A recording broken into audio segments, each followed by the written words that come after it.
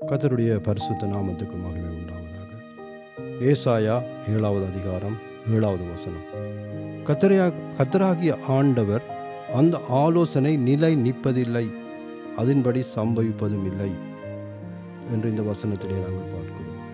இந்த நாளிலே ஆண்டவர் நமக்கு சொல்லுகிற காரியம் என்னவென்று சொன்னால், அந்த ஆலோசனை நிலை நிற்பதில்லை.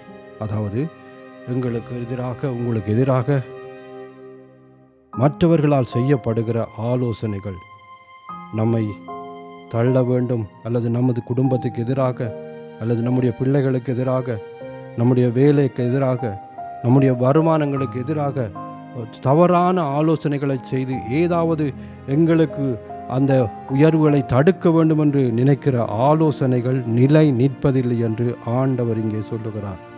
இந்த நாளில் நாங்கள் பார்க்கிறோம், பேதுருவை ஒரு முறை அங்கே ஏரோது கொலை செய்யும்படி ஆலோசனை பண்ணி அவனை சிறையிலே கொண்டு வைத்திருந்த பொழுது, அவனுடைய ஆலோசனை நிலைநிற்காதபடிக்கு இரவோடு இரவாக கர்த்தர் தூதனை அனுப்பி அங்கே பேதுருவை வெளியிலே கொண்டு வந்த ஒரு சம்பவத்தை நாங்கள் வேதத்திலே பார்க்க முடியும்.